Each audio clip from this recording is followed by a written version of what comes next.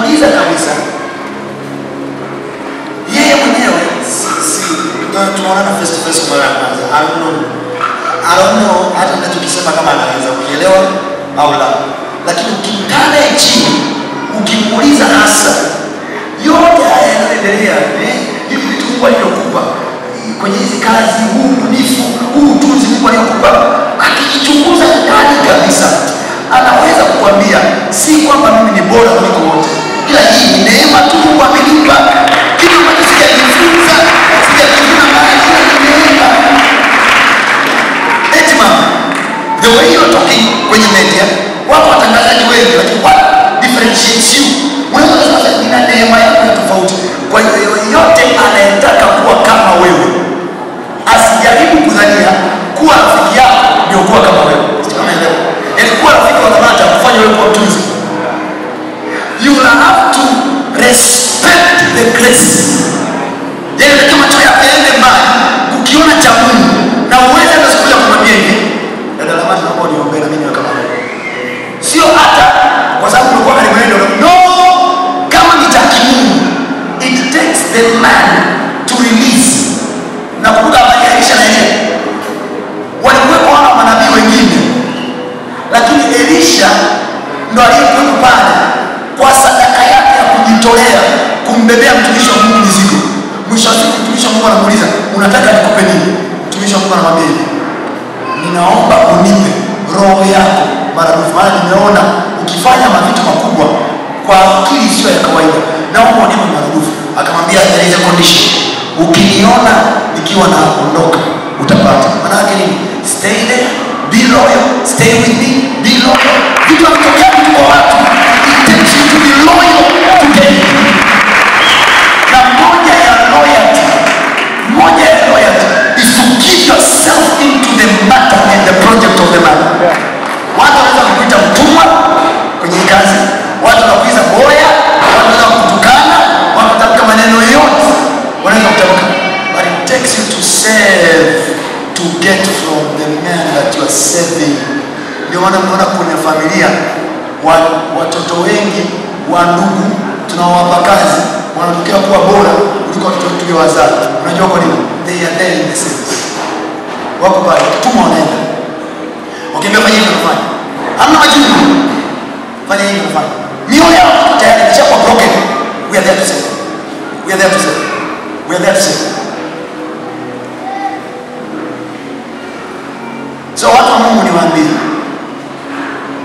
ili tupate hii neema ya kwamba mtaani tuwe watu wa kawaida kabisa, lakini vitu vinavyozaliwa kwenye mikono yetu ni vitu visivyo vya kawaida.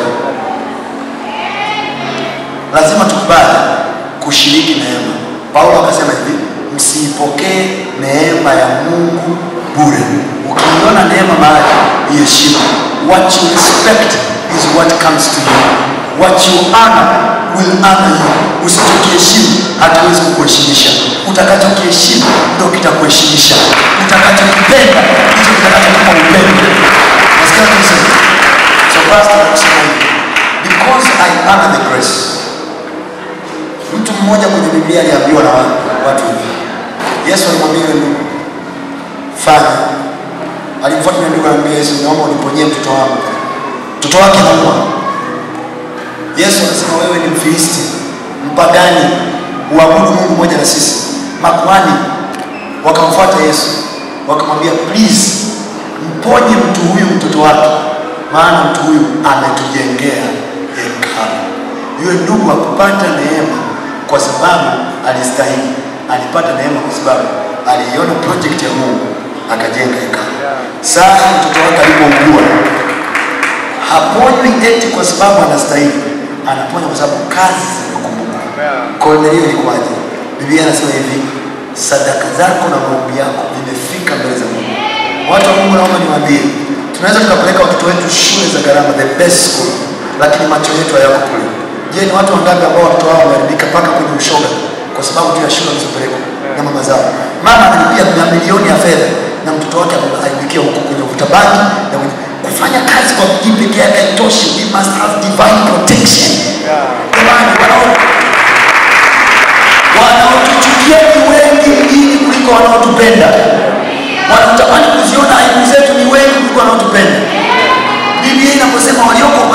wengi, sio wa mwilini, alizungumzia wa rohoni.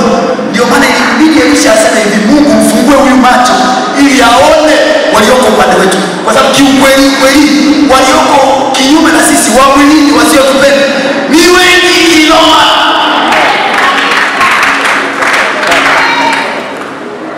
Kwa hiyo ni muhimu mtu akawa vizuri na Mungu rohoni, akawa vizuri na Mungu, kutafuta ya Mungu, neema yake, ili mwisho wa siku ile neema ya Mungu iafunike maisha yake masaa yote, wakati wote, muda wote.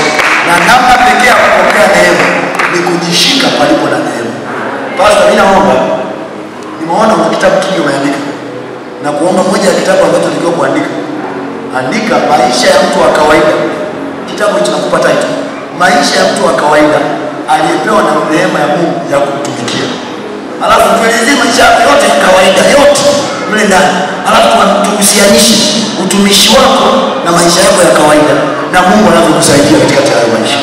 Inawezekana huyu mtu anaishi maisha ya kawaida na bado Mungu akamtumia. Na hii ni challenge kwetu sisi wote. Kufanya kazi mahali popote, kufanya kazi yoyote haizuii wito Mungu aliokupa. Sio wote tutaitiwa kushika maiki kuhubiri. Wengine Mungu inabidi atutajirishe sana ili wito wetu uwe mmoja tu. Tukikuta kuna project mahali tunaweka hela, tukikuta kuna yatima mahali tunamsaidia, tukikuta kuna mahali kuna uhitaji tunasaidia. Mimi naomba Mungu usikie wito mmoja tu wa kuombea watu, nipe na wito wa hela, kwamba nikikuta jambo mahali niweze kufanya. Basi mimi nimemaliza, na kwa sababu nimemaliza hiki nataka kusema kwenye ile milioni 50 tafuteni 40.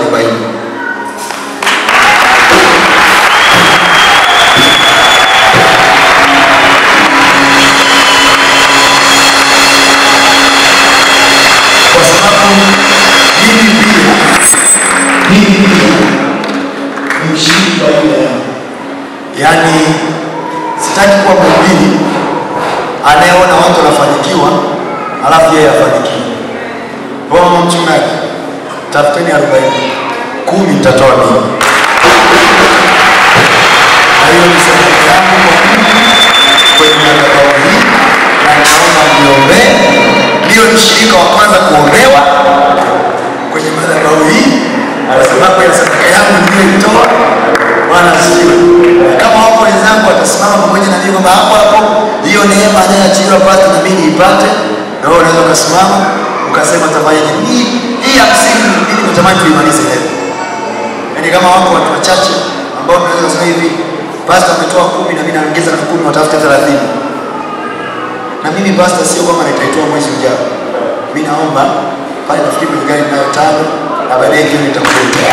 Ndio kwa masikio yake hapo kwa Mungu ndio anasikia.